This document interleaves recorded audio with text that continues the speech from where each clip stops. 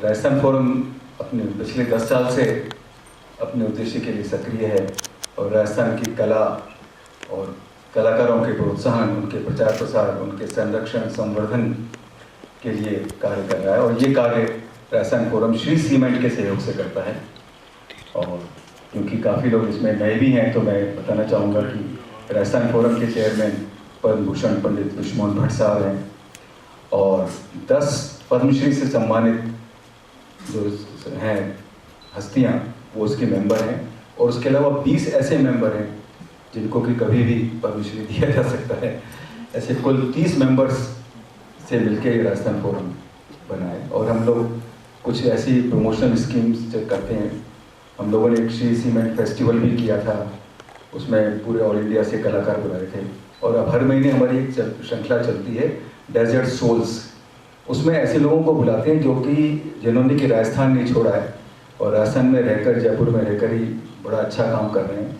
उनके लिए हम यहाँ पर एक टॉक शो करते हैं। एक हमारा है डेजर्ट स्टॉप, उसमें वो लोग हैं जो कि राजस्थान के हैं और बाहर चले गए हैं और उन्होंने बड़े अच्छे कार्य किए हैं। तो उसमें भी हम अब तक करीब 10 लोगों को बुला चुके हैं, बाहर के लोगों को। और डेजर्ट सोर्स में तो हमारे करीबन 20-22 कड़ियाँ इसकी हो चुकी हैं 10 साल में।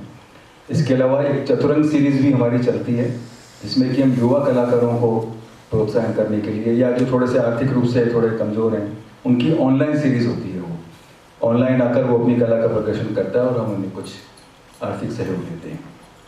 तो कार्यक्रम शुरू से पहले मैं हमारा राजस्थान फोरम का एक एंथम है वो आप लोग देखिए एक बार।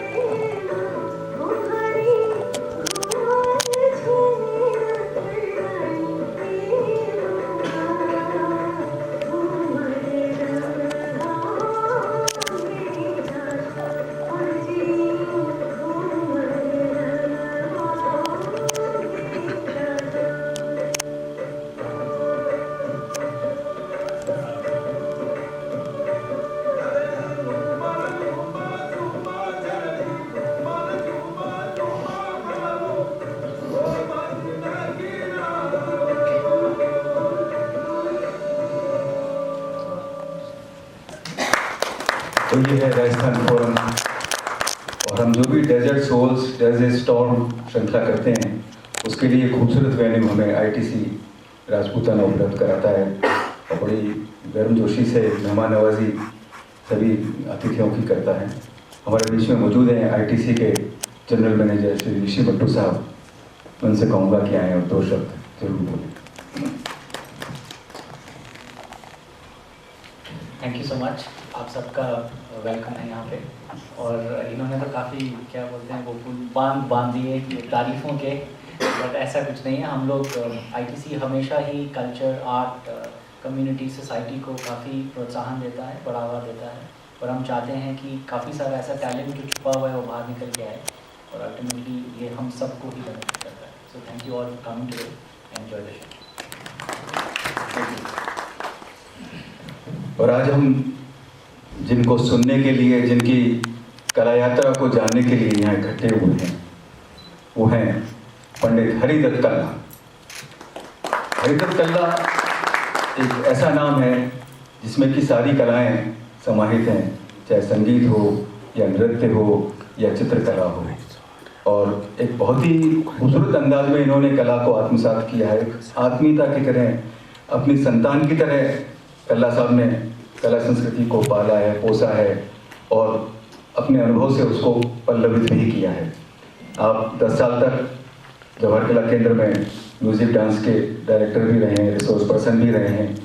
और एशियाड में जो सारी कोरियोग्राफी थी वो कल्ला साहब की हुई है। दिल्ली में निकलने वाली गणतंत्र दिवस परेड की भी कोरियोग्राफी आपने की है। विदेशों में बहुत प्रोग्राम किए। अगर मैं बोलने लग जाऊंगा तो शायद बहुत लंबा समय बीत जाएगा, पर छोटे शब्दों में इतना ही कहूँगा कि हरिदत्त कल्ला साहब कला संस्कृति की एक संस्था है, एक इंस्टीट्यूशन है, एक स्कूल है। और आज उनसे बातचीत करने जा रहे हैं हमारे जयपुर की आवाज़, बहुत ही अच्छी खूबसूरत आवाज़ के धनी प्रणय भारद्वाज, जो कि प्रणय भारद्वाज अगर किसी शो में हैं तो उस शो की सक्सेस की गारंटी है। तो मैं कल्ला साहब और प्रणय भारद्वाज से अनुरोध करूँगा कि वो मंच पर आएँ और कार्यक्रम की शुरुआत करें।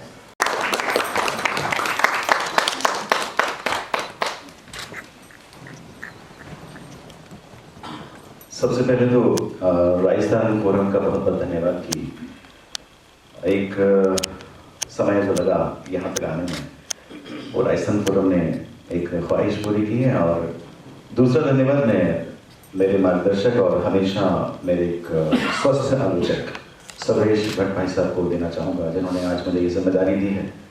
और आप सभी का भी बहुत तहे दिल से आभार कि मेरे एक छोटे से बुलावे पर आप सभी ने अपना कीमती वक्त यहाँ दिया है। और एक धन्यवाद ये भी कि मेरे पिता तुल्य पंडित हरिदत्त कल्ला साहब का मैं कोशिश करूँगा कुछ अशार में कुछ बातें पूछने की। पंडित हरिदत्त कल्ला साहब के बारे में एक जो बात अभी बाहर सुनी वो ये थी कि कल्ला साहब जयपुर से हैं या कहाँ से हैं। तो मैंने तो जब से होश संभाला और जब से मैंने कल्ला साहब को देखा, जयपुर में ही देखा है। कल्ला साहब को बताएंगे कि कल्ला साहब जयपुर से हैं या किसी और जगह से। हेलो हेलो, मैं सबका धन्यवाद देता हूँ कि आप लोगों के बीच में मैं यहाँ आज अपने आप को बड़ा गौरवान्वित समझता हूँ, क्योंकि कला क्षेत्र में अब तक का जो कार्य है वो तो एक लंबे प्रस्त है, लेकिन फिर भी जो कुछ बना है या किया है उसके बारे में थोड़ा बहुत बताऊँगा। और आप सबको मैं तहे दिल से धन्यवाद भी देता हूँ कि आप लोग के बीच में मैं अपने आप को उपस्थित कर पाया। जी, बात ये चल रही थी कि आप हैं कहाँ से। हमने तो आपको जयपुर में देखा।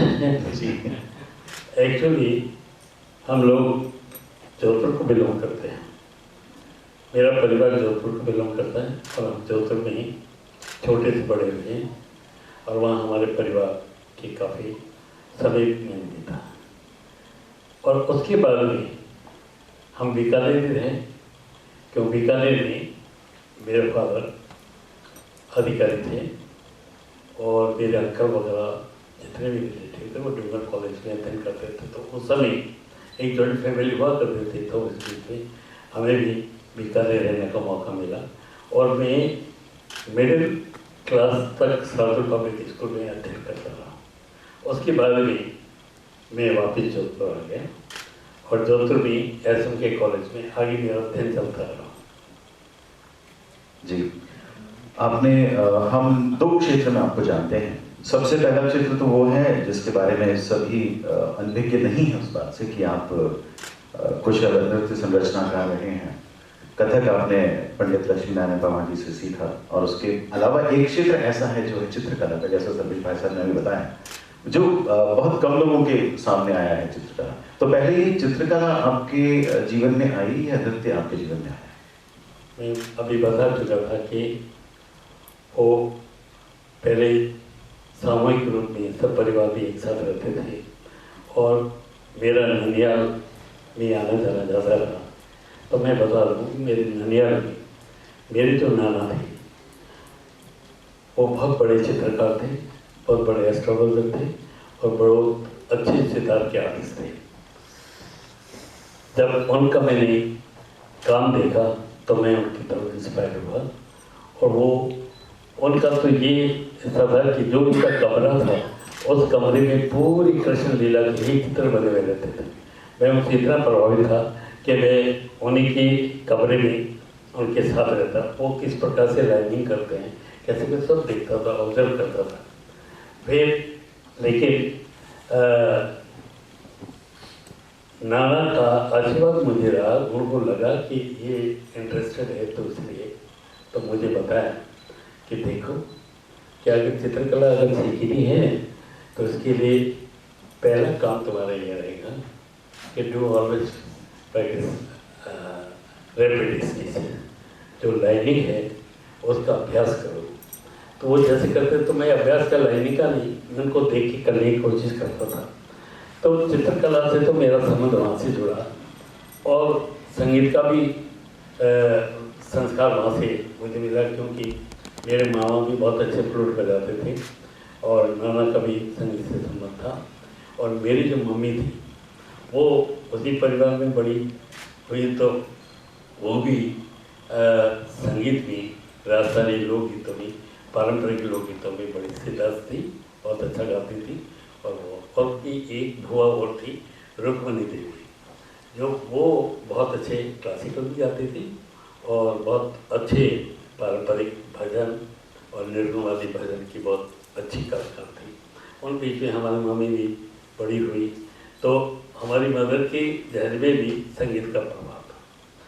तो जो कुछ असर मेरा अध्ययन के रूप में जो आशीर्वाद मिला वो मेरा मम्मी का ज़्यादा रहा, क्योंकि वो लोग तो सब कहते थे कि इसको अध्ययन करना चाहिए, स्टडी करना चाहिए, क्या पेंटिंग में रखा है, क्या संगीत में रखा है, इसका रुझान पलट नहीं जाए, इसलिए इसको तो टोकते थे कि नहीं अब तुम पढ़ाई करो, अब ये करो वो करो वो करो। लेकिन मैं अपने ननियाल पक्ष की मेरे जाना से बड़ा इंस्पायर था।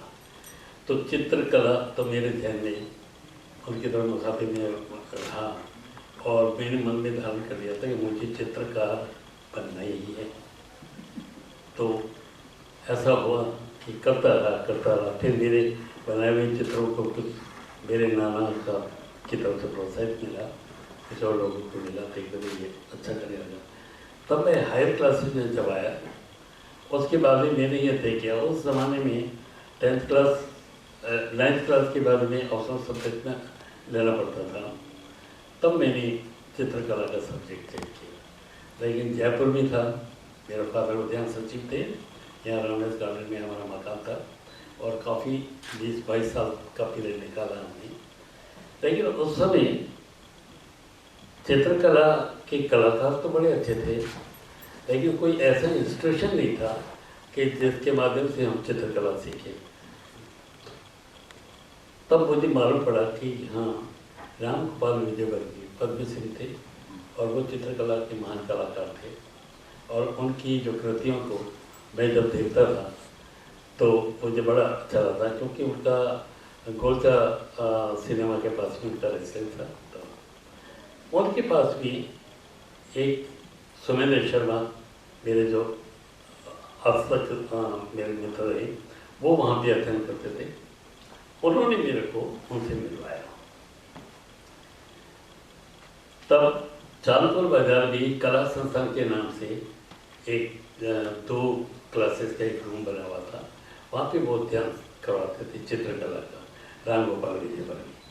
और इतने सीधे, इतने सज्जन और इतना सरल स्वभाव था कि बड़े मुस्कुराते रहते थे, कवि भी थे और चित्रकार भी अच्छे थे। उनका आशीर्वाद मुझे मिला और मैं इतना प्रभावित था कि उनकी शैली को मैं ग्रहण करता रहा और मेरी पेंटिंग में प्रभाव विजयवर्गीय साहब का आने लगा।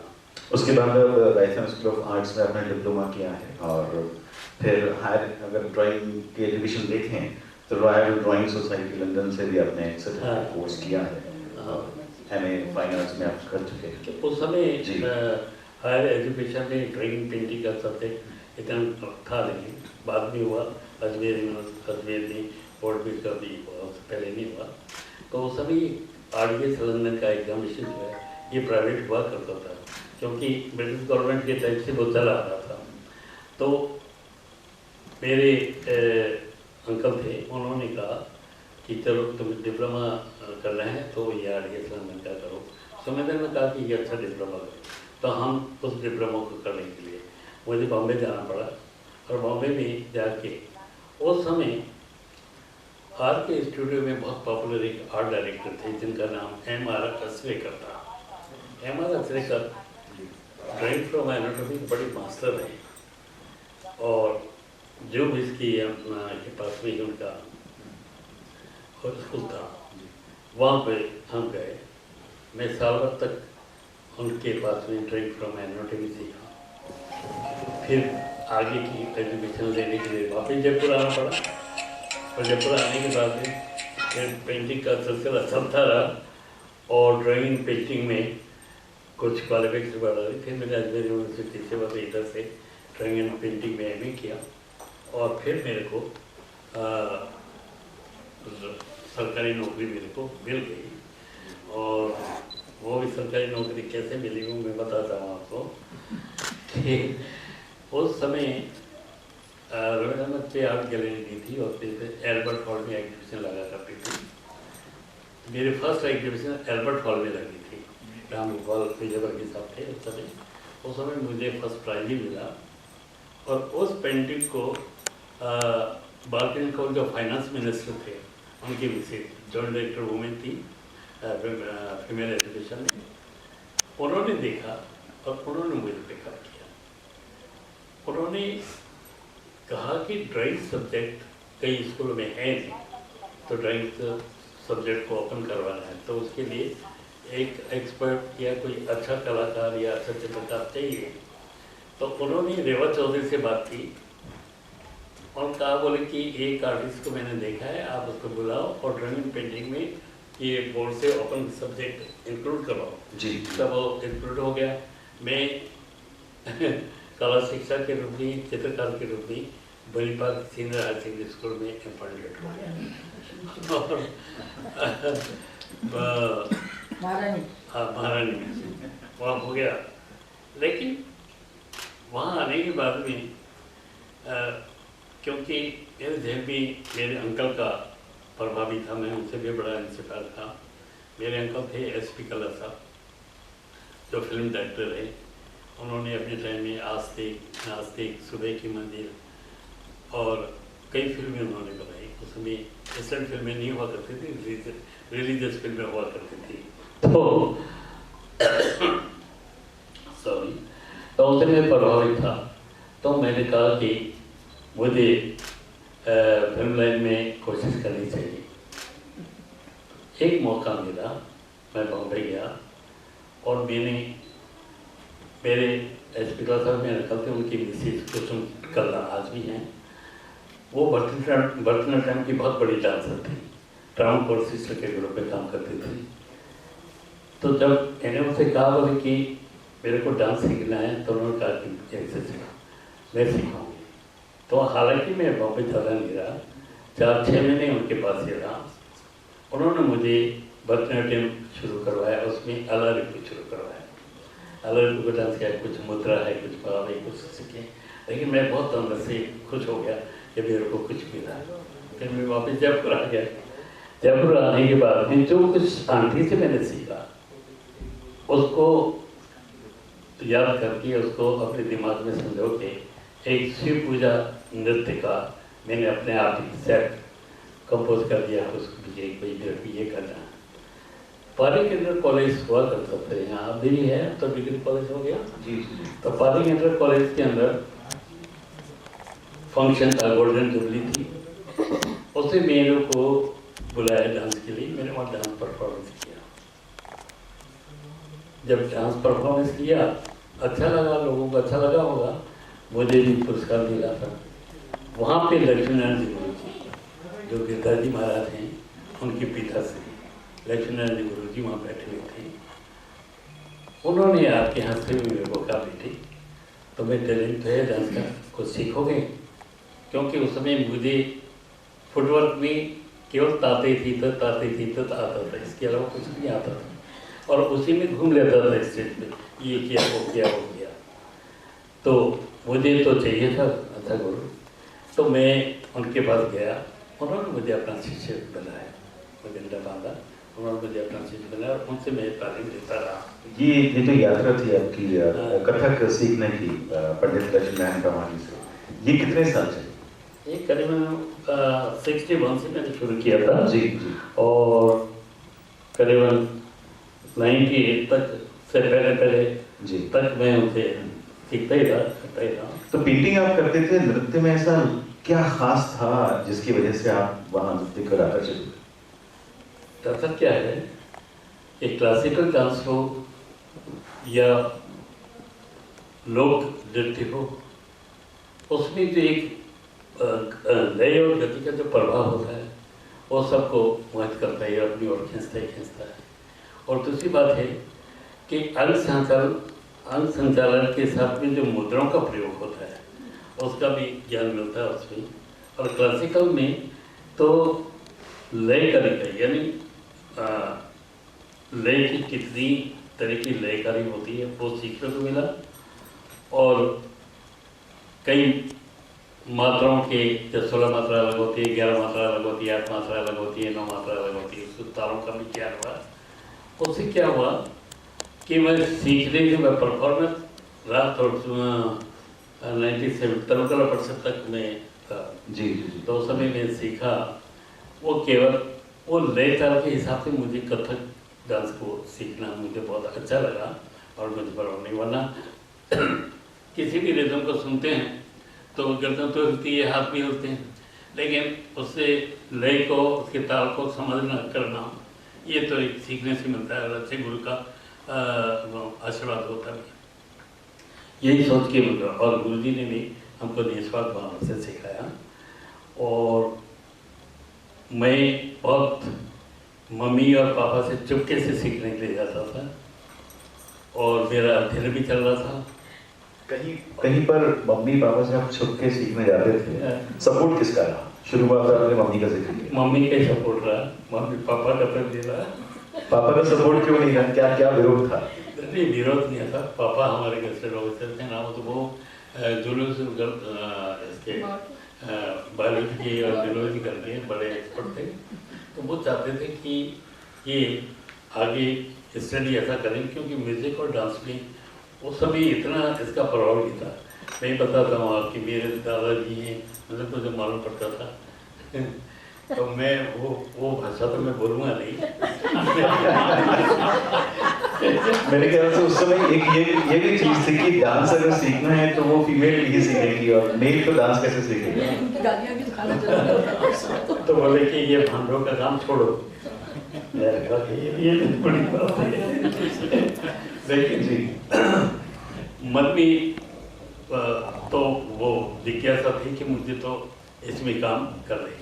सीखने के बाद में और पेंटिंग का भी चलता था, तो पेंटिंग का भी एग्जीबिशन में काम करता था, वो भी करता था। एक subject drawing and painting subject में मैं जो सब्जेक्ट पढ़ाता था वो था composition. Composition drawing and painting में जो मैं करता था उसमें क्या बेसिक और फंडामेंटल होते हैं, ऑब्जर्वेशन, कंसंट्रेशन, इमेजिनेशन, फिर लाइनिंग है, फॉर्मेशन है, ये सब चीज़ों का ज्ञान होता था। मुझे देखा कि ये इसमें जो कंपोजिशन का जो मैं काम है कंपोजिशन करता ही था, बनाता भी था और काफ़ी बड़े स्केच खूब किए मैंने।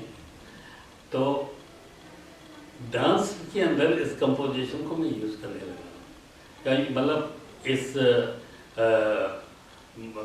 कोरियोग्राफी के अंदर अरेंजमेंट ऑफ स्पेस, लाइनिंग और फॉर्मेशन बेसिक फंडामेंटल होते हैं, ये मेरे विजन में आ गया था। तो मैं कंपोजिशन करने लगा। तो महारानी गर्ल्स हायर सेकेंडरी स्कूल में जब मैं था तो रेवा चौधरी प्रिंसिपल थी। उस समय इंटर स्कूल कॉम्पिटिशन चलते थे और मेरे समय में उस समय संगीत के में गिरधा जी जो थे तबले के पोस्ट पे थे, शिवचरण माथुर मिनिस्टर थे। तो इनका इंटरनेशनल लेवल का ये कार्यक्रम मेरा आगे थे। तो उन्होंने रेवा चौधरी ने कहा, एक कला जी हमें सुना है कि आप बहुत अच्छा डांस करते हो, बहुत करते हो, आप सिखाइए। मैंने बच्चों को पहला डांस सिखाया। हालांकि मैं देखता था क्योंकि यहाँ पे देखो जयपुर में एक बात जरूर रही है कि यहाँ पे कला का संगम तो रहा है। उस ज़माने में हरिनारायण जी, कन्हैयालाल जी, जुगल किशोर जी, कई ऐसे कलाकार थे जो कि बच्चों को सिखाते भी थे, स्कूलों में भी काम करते थे, तबले का सिखाने का भी काम करते थे, वो सब थे। उसे दो नाम और आप के जिंदगी में रहे हैं जिन्होंने आपको लोक नृत्य की ओर सिखाने की कोशिश भी की और आप सीखे भी, भगवान दास वर्मा जी और कृष्णा नंबूदरी जी।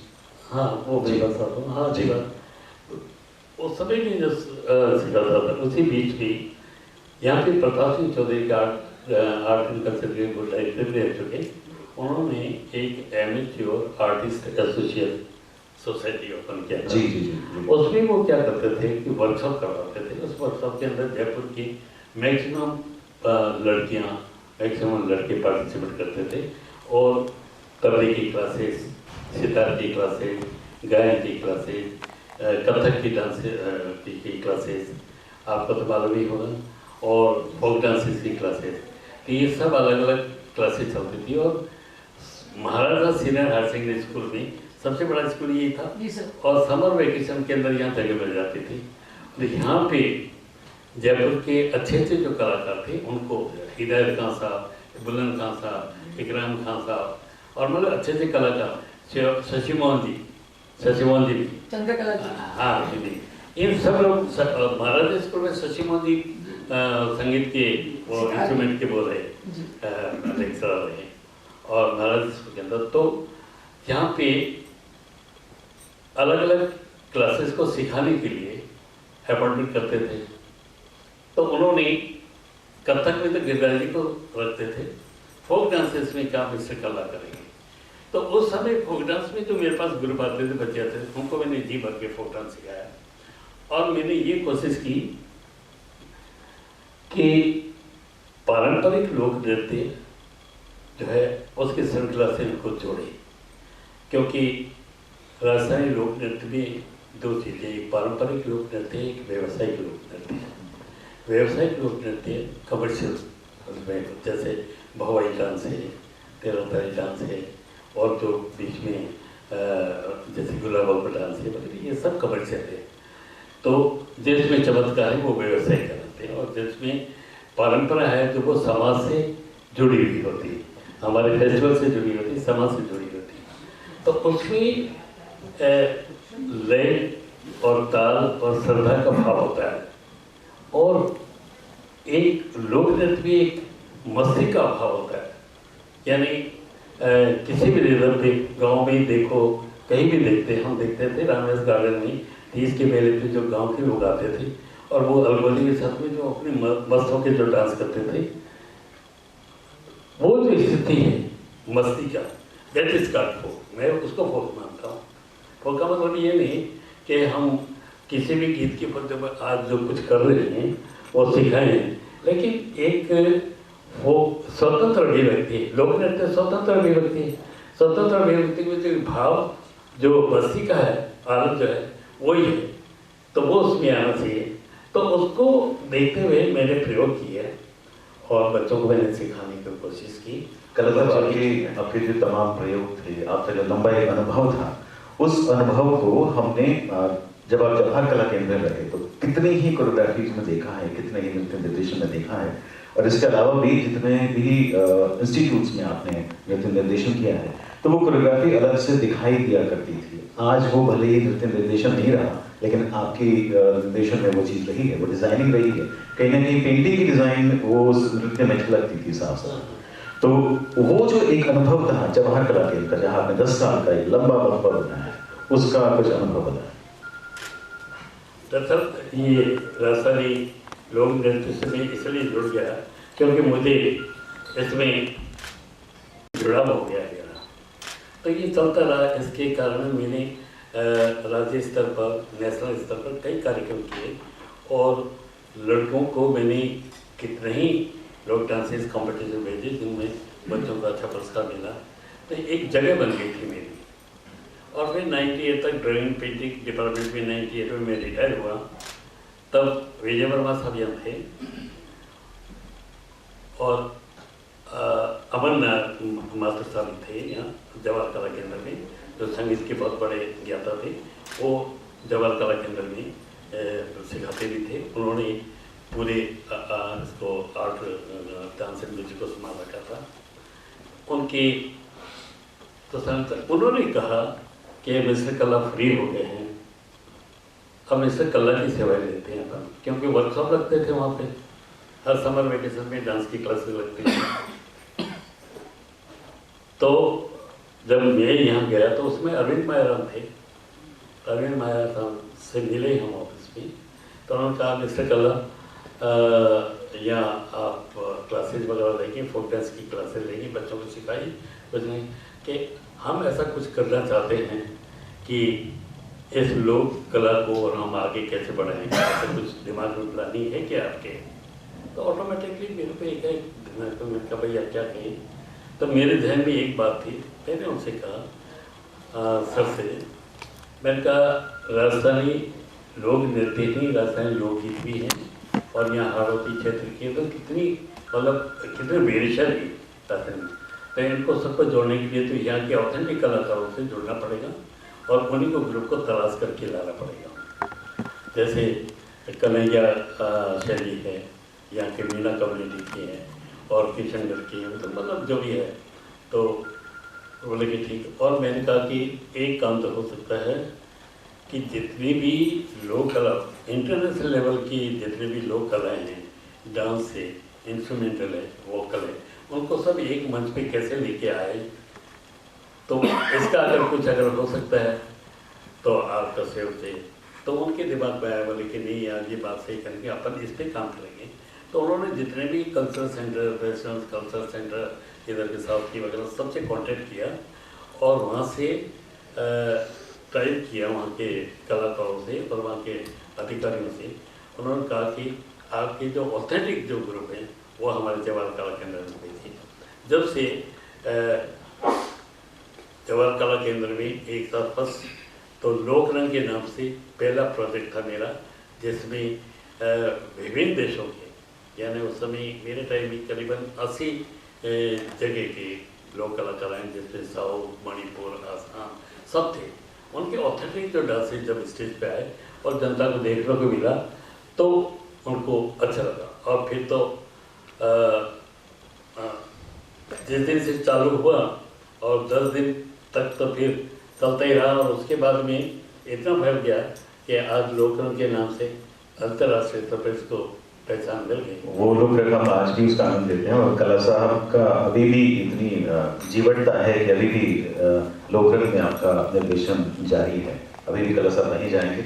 कला साहब, एक वो वक्त जो शुरुआत में बताया गया था कि एशिया गेम्स का वक्त था, जो आपने एक उस समय की कोरियोग्राफी की, और उस वक्त ये भी खास बात थी कि पूर्व प्रधानमंत्री इंदिरा गांधी जी वहाँ पे आया करती थी अक्सर। कैसा वातावरण था वो, किस तरह से इंदिरा गांधी जी आके क्या कहा करती थी और आपका बेहतला कैसा था? वो भी बहुत अच्छा था कि जब ये एशियन एटीट्यूड के अंदर इंदिरा गांधी का ही एक वो था कि ऑल ओवर स्टेट के जितने भी फोक डांसेस हैं वो यहाँ पे प्रेजेंटेशन होना चाहिए। तो उसके लिए उन्होंने हर एक स्टेट के अच्छे अच्छे कलाकारों को जोड़ा और उनसे रिसर्च किया कौन कौन से स्टेट इनके डांस है, और उसमें राजस्थान का भी नाम आया। राजस्थान का नाम आया तो वहाँ के 3 डांस कोरियोग्राफर थे। पंडित नरेंद्र शर्मा बहुत बड़े डांस कोरियोग्राफर थे, और जो आपने सुना होगा कि दिल्ली के अंदर एक रामलीला हुआ करती थी, उसके डायरेक्टर होते जिसमें राम का रोल वही करते थे, विभीषण का रोल भी करते थे। और पंडित नारायण वो जो थे नरेंद्र शर्मा, वो इतने प्रैक्टिकल थे कि उदय शंकर ग्रुप से निकले हुए थे। उदय शंकर का जो काफला है मेरे का, उसके अंदर उन्होंने क्लासिकल को और फोक डांस को और ट्रैवल के हर एक स्टेट के डांस को आपस में जोड़ के एक नई शैली पैदा की थी। उसी के आधार पर वो सारे कार्यक्रम होते थे। तो वो आए थे, उन्होंने कहा कि तो हम राजस्थान को ये मिला कि हमारे हेड ऑफ द डिपार्टमेंट जो भी डायरेक्टर अधिकारी जो रहे उनके पास जब आए तो उन्होंने कहा तो कैसे किया जाए।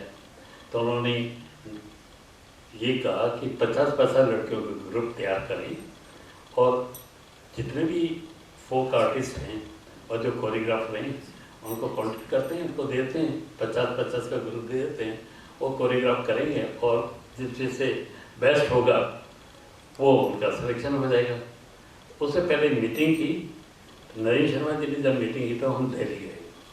उन्होंने नरेंद्र शर्मा जी बात की हमसे कि हमें राजस्थान का पारंपरिक लोक नृत्य घूमर चाहिए और घूमर ऑथेंटिक होना चाहिए। मैं समझ गया।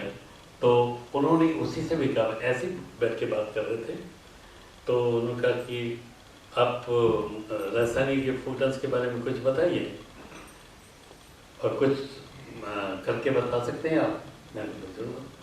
तो मैं खड़ा हो गया, इस टेबल में अधिकारी बैठे बैठे मैंने उनको हाथों के एक्शन बताए, ये 10-20 सारे एक्शन बताए कि ये स्टाइल जो है ये राजस्थानी लोक नृत्य भी घूमर भी ये है।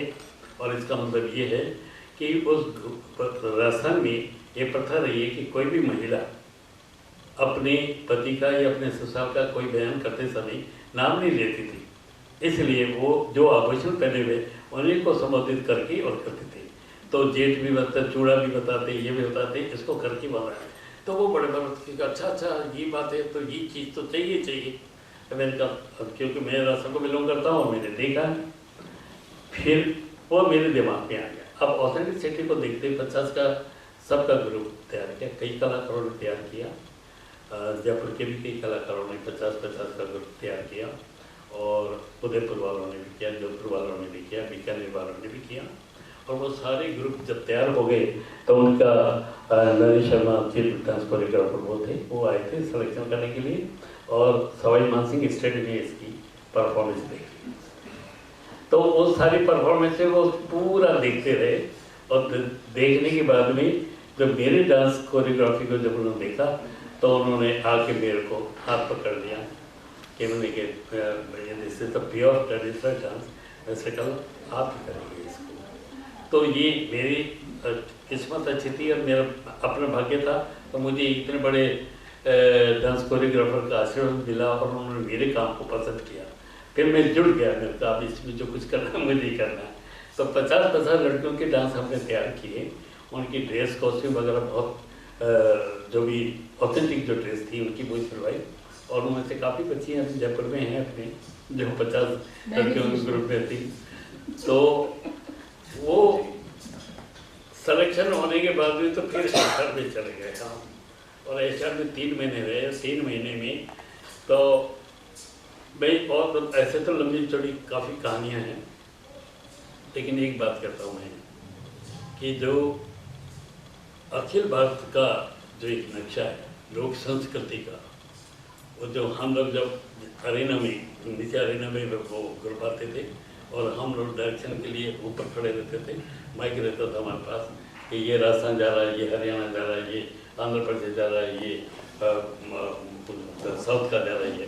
तो सब अपने अपने खेपे से जब सुबह रिहर्सल के लिए निकलते थे, इंक्लूडिंग ड्रेस कॉस्ट्यूम पहन के जब वो आते थे अपने साथ, ऐसा लगता था जैसे मेरे हिंदुस्तान आ गया हिंदुस्तान में। तो वो एक दिमाग में उसका प्रभाव ऐसा जमा, तो हर मैं ही नहीं, वहाँ के हर एक कोरियोग्राफर के दिल और दिमाग में जमा होगा कि हमारी जो ये लोक संस्कृति की ऑथेंटिसिटी है, ये इतनी इम्प्रूवमेंट उन्होंने करके और बड़े परफेक्शन साथ तैयारी की।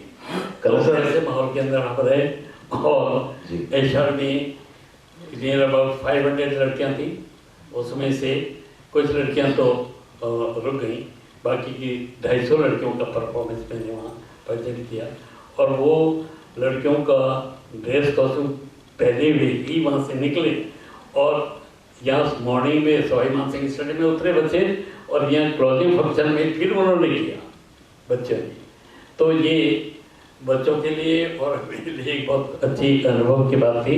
जिस नक्शे की आप बात कर रहे हैं वो नक्शे की रेखाएं जब आगे चलती हैं तो एक देश की सीमा को लाकर कई देश तक जा रही हैं, पूरी दुनिया का सफर तय कर लेती हैं। आपने उसी नक्शे को अलग अलग जो नक्शे की रेखाएं बनी उसमें कई देशों की यात्राएं की, तो देश के बाहर जाकर जो परफॉर्मेंस रही उसमें क्या उत्साह था? देश से अलग लगा या कुछ आप जो कह रहे हैं कि हमारे देश का परचम, हमारी लोक संस्कृति का परचम जब बाहर लहराता है तो अच्छा बिल्कुल जी। ये 2004 की बात है। तो दुबई में बहुत बड़ा फेस्टिवल होता है जी जी दुबई में, जिसमें हर एक पूरे वर्ल्ड की कंट्रीज आती है। तो उसके लिए अपनी आर्ट एंड कल्चर के जो मिनिस्टर थे उनके दिमाग में यह था कि अपनी राजस्थान का भी ग्रुप वहाँ दुबई भेजा जाए। तो उनको मिल गया बल्कि राजस्थान का ग्रुप दुबई भेजेंगे। तो उन्होंने कहा बोले कि जब आप कला केंद्र में कॉन्टेक्ट करूँगा, हमारे कला जी हैं और वो इसमें हेल्प करेंगे। तो मुझे सेक्रेटरी बुलाया गया, मिनिस्टर से बात हुई, आर्ट एंड कल्चर के जो मिनिस्टर थे, कला साहब थे, वो थे, सभी मिलकर बात हुई। तो उन्होंने कहा कि इस काम करो। तो उसके लिए मैंने क्या किया कि जयपुर की जितने भी टैलेंटेड लड़कियां थी, जितने भी अच्छे बच्चे थे और जो परफॉर्मिंग आर्टिस्ट थे, कथक के, राजस्थानी लोक नृत्य के और पारंपरिक लोक नृत्य के और ट्रेडिशनल फोक आर्ट के, जैसे अलगोजा बजाने वाले, ऐसे सभी कलाकारों को बुलाया। उनमें से एक एक ग्रुप का यह प्रेजेंटेशन देखा और उनमें से मैंने अलग अलग ग्रुप को छांटे। ऐसे ग्रुप को छांट के मैंने पूरा एक ग्रुप बनाया जिसमें राजस्थान परिवेश के जितने भी हैं, अलगोजा वादन, बाफंग वादन, आपके रसिया के आर्टिस्ट, राजस्थान की घूमर डांस, कालबेलिया डांस और चक्री डांस और कथक के अंदर विभिन्न प्रकार की जिससे जुड़े हुई कलाएँ, उन सबके यहाँ के कलाकारों को इकट्ठा मैंने किया और इनको लेके हम दुबई पहुँचे। अब दुबई जब पहुँचे तो वहाँ का माहौल ऐसा था कि जितनी कंट्रीज आई हुई थी उनके पास सब रिकॉर्डेड म्यूजिक था। तो वहाँ के जो प्रबंधक थे उन्होंने कहा मिस्टर कला, आप बिल्कुल ये इंस्ट्रूमेंट लेके आए, यहाँ तो सारा रिकॉर्डेड है, रिकॉर्डेड का इतना बड़ा साउंड वगैरह है, तो आपको मेरे को नहीं लगता कि आप यहाँ सक्सेस होंगे। मैंने कहा कोई बात नहीं, पर हम राजस्थान को रिप्रेजेंट करने के लिए आए हैं, हमारी राजस्थान की जो लोक संस्कृति है उसको प्रेजेंट करने के लिए हम आए हैं, देखते हैं इसका प्रभाव कितना पड़ता है, लोगों को कितना मिलता है। आप तो बोले कि नहीं ऐसा है कि हम सिंक्रोनाइज कर रहे हैं, भाई फर्स्ट टाइपिंग किसका जाएगा, सेकंड किसका जाएगा, थर्ड किसका करिए। फिर उन्होंने इवनिंग में शाम को परफॉर्मेंस की हम लोगों ने तैयारी की और उस परफॉर्मेंस भी मुझे अभी भी याद है। कथक के अंदर के वो बेचारा बच्चा चला गया, कथक का बहुत अच्छा डांसर है राजू जी जी राजू जी जी वो तबले के लिए मेरे साथ में था और वो कथक का आर्टिस्ट था। तो मैंने ये कहा, उनका ऑपरेटिंग तुमसे हो गया, बोली थी भाई साहब फिर तबला कौन बजाएगा, मैंने तबले दूसरे सारे आर्टिस्ट थे उनके साथ हम संगत करवा लेंगे, लेकिन स्टार्टिंग में जो चक्कर लेते हो कथक में वो उसकी परफॉर्मेंस करो। कल जब आपका जो अनुभव है उसे सुनने में इतना आनंद आ रहा है, लेकिन समय थोड़ा सा कम हो गया है। वो राजन अब उन्होंने जो अपना चक्कर लेके जो स्टेज पे आया तो सारी पब्लिक उठ गई। और फिर तो राजस्थानी फोक डांस का पूरा जो एक टोटल एक डांस बेले ही था पूरा, मतलब स्टार्टिंग से लेके एंड तक। फिर तो बहुत लोगों ने पसंद किया और जितने 1 महीने पर तक हम रहे ग्लोबल विलेज में, और 1 महीने तक परफॉर्मेंस होते रहे, और 1 महीने तक राजस्थानी ही फर्स्ट प्राइज करता और राजस्थानी ही। और फिर इतने बड़े कंट्रीज के अंदर राजस्थान को फर्स्ट प्राइज मिलना तो बहुत बड़ी बात है, और राजस्थान के लिए हमारे लिए भी बहुत बड़ी बात है। तो आप ये देखिए कि वहाँ से जिन बच्चों को मैं शाबाशी देता हूँ उसमें हमारे काफ़ी बच्चे हैं जो हमारे साथ थे। कलर साहब, आपका अनुभव जो रहा है उससे रूबरू होने के लिए तो एक लंबा वक्त चाहिए, क्योंकि बहुत लंबा अनुभव है। लेकिन एक आखिरी प्रश्न, फिर बाकी सभी के प्रश्न। आपके समय की जो कोरियोग्राफी, जो नृत्य निर्देशन है, जिसमें एक पेंटिंग, एक डिजाइन नजर आता है, और आज के समय की कोरियोग्राफी जो आप देखते हैं, जिससे आप रूबरू होते हैं, क्या लगता है आपको पहले अच्छा था या अब अच्छा है, या अब कमी है कि ये? जहाँ तक मेरा अपना खुद का एक्सपीरियंस है, क्योंकि डांस कोरियोग्राफी बहुत लोग करते आए हैं, लेकिन अब जो डांस कोरियोग्राफी होती है उनको 2 बात की उनकी कमी तो रहती है। एक तो उनके दिमाग में ये नहीं रहता कि हम जिस डांस की प्रेजेंटेशन कर रहे हैं उसमें इसकी ओरिजिनलिटी कहाँ छुपी हुई है, उसको पहले पकड़ना चाहिए। घूमर करेंगे तो भी राजस्थानी, कालबेलिया करेंगे तो राजस्थानी, भवाई करेंगे तो राजस्थानी, सारे राजस्थानी हैं। लेकिन भवाई जो डांस है उसकी कैसी एंट्री है, उसकी अपीयरेंस कैसी है, उसका प्रेजेंटेशन कैसा होना चाहिए, उसकी तरफ ध्यान नहीं, चमत्कार की तरफ ध्यान नहीं, कलश रखना है सबके। दूसरे घूमर करेंगे तो कभी कभी तो घूमर करने वाले लड़कों को देखा कि मैं कभी कभी तो वो डांस जब घूमर के अलावा राजस्थान डांस करते तो मुझे ऐसा लगता है इससे कालबेलिया डांस हो रहा है, क्योंकि लोगों को जो देखने को मिलता है वो उसी को मतलब एक्सेप्ट करते हैं, उसी को एक्सेप्ट करते हैं। अब जैसे कई दफे गुलाबों से मेरी बात होती तो गुलाबों ने कहा कि आप सर आप बताइए 1 घंटे का प्रोग्राम तो मैं भी कर सकती हूँ, मुझे चरी भी आता है, मुझे घूमर भी आता है, मुझे तेरा ताली भी आता है, मुझे मंजीरा भी आता है, सब आते हैं। मैंने कहा भाई तुम्हें सब कुछ आता है, तुम पद्मश्री हो। लेकिन ऐसा है कि गुलाबों तो एक ही है और गुलाबों का नाम पद्मश्री पे जुड़ा हुआ है, तो तुम अपनी ऑथेंटिसिटी तो बात छोड़ो यार, तुम जो हो तो वो अपना उसको बनाए रखो। जी धन्यवाद। मेरे ख्याल से आपकी कई बातों को सुनकर जो नहीं जानते वो भी बहुत कुछ जानेंगे, और जितना आपका विराट अनुभव है उससे रूबरू होने के लिए तो कई दिन चाहिए, लंबा समय चाहिए। जैसा सर पैसा ने शुरू में कहा, आप सभी यहाँ आज पधारे हैं, आपके मन में कोई जिज्ञासा है, कोई प्रश्न है तो आप पूछ सकते हैं कला साहब से।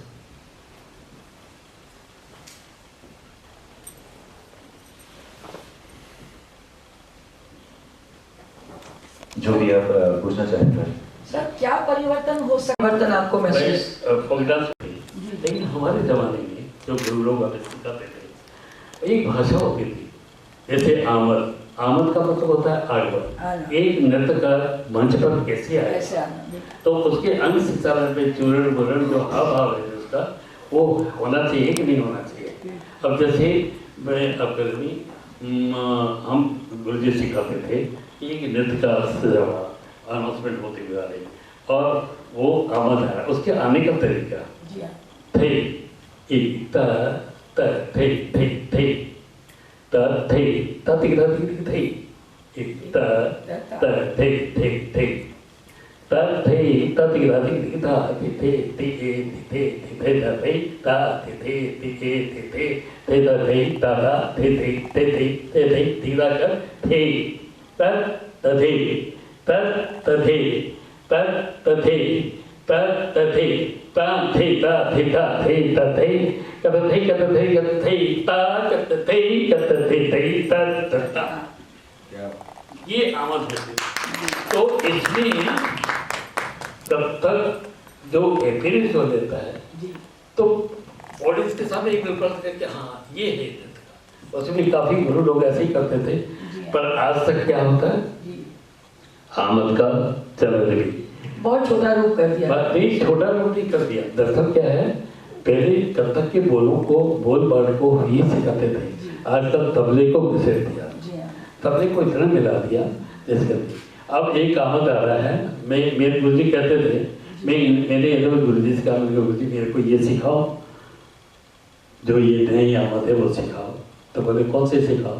मैंने कहा जो मदर महाराज करते वो करते। तो बोले कि तुम मुझे पढ़ के सिखाओ।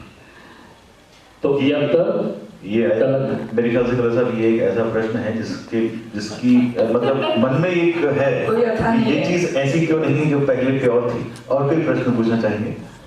नहीं सर, क्योंकि वो इतना पुराना जो बाबूलाल जी साहब के पास था, पाटनी साहब के पास, वही एक बात कही है ना कि पुराना जो सबक है उसमें आमद है, आगमन का थाट है, थाट खड़े रहने की स्थिति, आमद आने की स्थिति, चक्रधार परण, भ्रमरी भ्रमण, है ना, ये चक्कर के जितने आयाम थे वो सब खत्म हो गया। अब फुटवर्क हो गया, अब केवल चक्कर रह गया। एक बच्चा आएगा, मैं 21,000 का चक्कर लगाता है, एक कलाकार आएगा, मैं 25 चक्कर लगाता हूँ, फिर एक कलाकार आएगा, मैं 120 चक्कर लगाता हूँ। अरे चक्कर थोड़ी है, हर एक चक्कर की अपनी व्यथा, एक अस्तित्व होता है। चक्कर जहाँ आना चाहिए वही चक्कर दीजिए। आमद है तो खड़े रहने की स्थिति, आने की स्थिति को दिखाइए तो सही एक्सप्रेस। तो इसमें सबसे बड़ा नुकसान क्या हुआ है कि बच्चों का फुटवर्क इतना हैवी हो गया है कि फुटवर्क करने में एक्सप्रेशन वगैरह सब खत्म हो गए। जैसे तरगिट खूब करेंगे, चक्कर लेंगे 20 चक्कर लेंगे, 25 लेंगे, फिर हाफे के बाद में तो चेहरे का सारा रंग उड़ जाता है। तो इसको तो कुछ एक बात तो रहेगा सर, तालियां बजती हैं चक्कर पे, चक्कर ये है तो ऑडियंस देखती है कि बस तालियां बज रही हैं तो वो चक्कर पे वही है ना, ये तालियों का हमारा शॉर्ट हो जाता है। तालियों पे चक्कर है कि जितने चक्कर लेंगे इतनी तालियां बजेंगी। आज गुलाबो वैसे डांस करेगी कि गुलाबो ने जैसे ही आंखों से अंगूठी उठाई तो ताली बजेगी। एक प्रश्न और रहेगा सर, एक प्रश्न और है सर, आज के घोर उपभोक्तावाद और बाजारवाद के युग में लोक कला या लोक नृत्य या लोक संगीत को आप कहाँ खड़ा पाते हैं? कैसे हम स्कूलों में या हमारे युवाओं को इस ओर प्रेरित करें? क्योंकि पैसा तो इसमें है नहीं, वो तो वहीं जाना चाहते हैं जहाँ उनको 2 पैसे मिलेंगे। तो how do we combat this situation? तो ऐसा है सर कि पहले तो आपको ये सर्च करना पड़ेगा कि जिस प्रदेश में जिस जगह पे आपने ऑथेंटिक कलाकार कौन से। देखिए, हम इसके लिए मैंने जवाहर कला के अंदर एक स्कीम चलाई थी, सांस्कृतिक यात्रा। हम सांस्कृतिक यात्रा करते थे जिसमें स्कूल के बच्चों को बुलाते थे और 500 बच्चे आ जाते थे और उनको अलग अलग तरीके से एक्टिंग सीखने के लिए एक ग्रुप खड़ा कर दिया, डांस सीखने के लिए का, और ये फोक डांस सीखने के लिए ये अलग अलग जो सिखाने वाले जो टीचर होते उनकी ड्यूटी लगा देते थे और मध्यवर्ती के अंदर सबको इकट्ठा करके हम बच्चों को मोटिवेट करते थे। वो अपने हिसाब से क्लास में जाते थे। एक क्लास कथक की चल रही है, वो कथक सीख के फिर हमारे पास आ गए, फोक डांस सीख रहा है, फिर उनसे हम कहते हैं कि आप जो सीख रहे वो आप लिखो और पूछो और फिर अपनी नोटबुक में उसको तैयार करो। फिर उसके बाद में तुम्हें समझ में आएगा कि ये तो पारंपरिक लोक नृत्य है, ये कालबेलिया है, ये रावण हत्ता है, ये वायलिन है, ये ढोलक है, ये डमरू है, इसके बारे में जानकारी। तो इसके लिए तो ये होना चाहिए। तो बच्चों को स्कूल में सांस्कृतिक गतिविधियाँ जो भी स्कूल के पारंपरिक लोक नृत्य कौन से उनके बारे में उनको जानकारी होनी चाहिए और बच्चों से क्रॉस क्वेश्चन करते रहिए।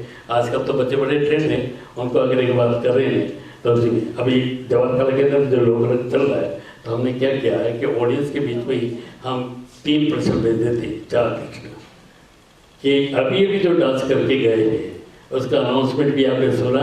तो कभी बोलती है हाँ हमने सुना। तो बताइए उस इंस्ट्रूमेंट का क्या नाम था? तो उनमें से कोई हाथ खड़ा करता मैं बताता हूँ, वो बता के हाँ कि ये पॉम चौलन है।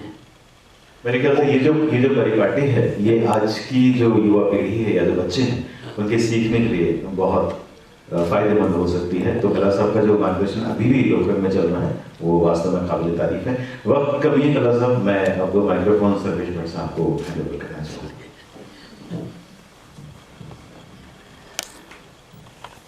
कला साहब का अनुभव इतना व्यापक है कि इसे सुनते जाएं, गुनते जाएं तो शायद रात भी ठहर जाएगी या रात भी कम पड़ जाएगी, क्योंकि इतना कोई सा भी विधा हो संगीत की या नृत्य की या चित्रकला की, उसके विशुद्ध ज्ञान में कल्ला साहब डूबे हुए हैं और उसके इतने पहलुओं से इनके दिमाग में और उनकी मेमोरी में भरे हुए हैं, जिसको कि बस बटन दबाने की जरूरत होती है और वो फ्लो की तरह रहते हैं।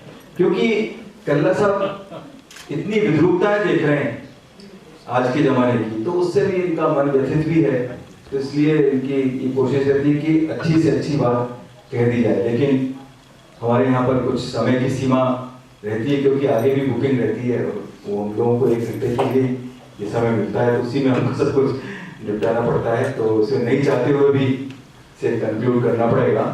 और हमारे बीच में हमारे फोरम के सदस्य पद्मश्री जाने माने चित्रकार तिलक इलाही साहब मौजूद हैं। मैं उनसे अनुरोध करूंगा कि वो प्रणय भारद्वाज और कल्ला साहब का स्मृति चिन्ह देकर सम्मान करें। एक बात और कहूँगा कि जवाहर कला केंद्र के भी करीबन 10 साल तक रहा, उस बीच में सर्वेश जी का इतना योगदान रहा कि जिसके हद नहीं, और कलाकारों को जोड़ना और उसे करना का ये काम उनका अत्यधिक है। और दूसरा प्रणय तो ये बच्चा जो मेरे सामने है, ये मेरे बच्चे जैसे ही हैं। इसके पापा मेरे बहुत अच्छे मित्र थे, सुरेंद्र शर्मा, और इतने अच्छे वो अनाउंस करते थे कि उनका वॉइस कल्चर जैसा था वो आज तक नहीं मिलता।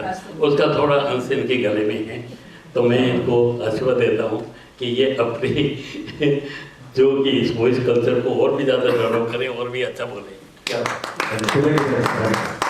कल्ला साहब नीचे बढ़े।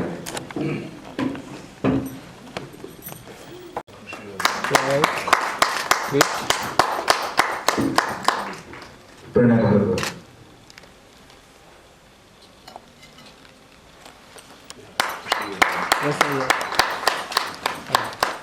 एक आप तीनों का फोटो। अलग सर ऐसे कीजिए इसको, हाँ तीनों ऐसे, का फोटो। हाँ ये यस यस ये